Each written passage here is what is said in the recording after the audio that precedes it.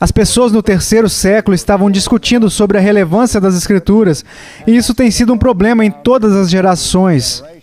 Penso que, à medida que o tempo passa desde a antiguidade, talvez o problema se torne mais grave. Mas pense em um dos romancistas mais famosos da América, que lutou com essa questão e que, em certo sentido, escreveu um livro inteiro sobre isso. Estou lembrando do Herman Melville, talvez o maior romancista que essa nação já criou. Não, Melville, sem dúvidas, é famoso por seu trabalho mais importante, Moby Dick, a história da busca do rei Ebb pela grande baleia branca. Mas também sabemos que, além de Moby Dick, Melville escreveu muitas outras histórias, algumas histórias de aventura no Mar do Sul e outra que foi produzido um filme em Hollywood chamado O Vingador dos Mares. Mas é um pequeno livro que Melville escreveu que agora me interessa e é um livro intitulado Redburn, e é a história de um jovem que, quando adolescente, fez sua primeira viagem através do Atlântico, a fim de voltar para a terra de sua família em Liverpool, na Inglaterra. E já fazia alguns anos desde que os seus pais imigraram da Inglaterra para este país, e o seu pai se preparou para enviar o rapaz nesta viagem oceânica, que era realmente perigosa, mas era o momento dele despertar para a vida adulta e madura. E assim o pai pegou o jovem Redburn de lado e ele lhe deu uma preciosa herança familiar.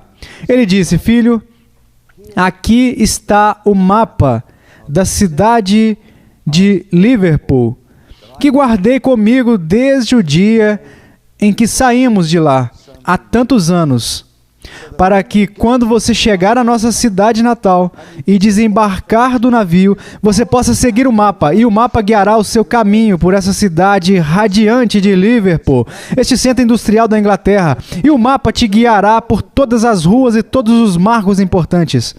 Então Redburn pegou aquela herança de família em seu peito e a colocou em sua mala de marinheiro e cuidadosamente a protegeu das tempestades durante a jornada pelo Atlântico. E depois de uma travessia muito perigosa, sobrevivendo aos ventos e às tempestades no mar, o jovem finalmente desembarcou na costa longínqua e teve sua primeira impressão da cidade de Liverpool. E ele estava animado quando desembarcou, e ele observou a cidade. E ele imediatamente abriu a sua mala e pegou o seu mapa. E ele começou a seguir as direções do mapa. Mas ele seguiu 2 ruas indicadas no mapa. Então ele fez uma curva como o mapa indicava. E de repente, o marco que estava listado no mapa não existia mais. Os nomes das ruas foram alterados. As tabernas foram vendidas. Os edifícios foram demolidos e os novos edificados no lugar. E assim a nova cidade de Liverpool não tinha nada a ver com o mapa que seu pai lhe deu. E ele chegou a essa conclusão muito triste, de que o mapa guia de seu pai não o serviria mais e nem seria útil para ele na nova cidade. Agora, qual era o objetivo de Melville? Melville estava usando o dispositivo artístico do simbolismo naquele livro para dizer algo sobre a Bíblia. E ele estava dizendo isso com lágrimas, que ele havia nascido e crescido em uma casa onde a Bíblia era valorizada e onde os valores bíblicos eram incutidos nas crianças. Mas quando ele se tornou um homem, ele cresceu em uma sensação de frustração, dizendo que essa orientação não funcionaria em nossa geração. Penso que ele estava errado.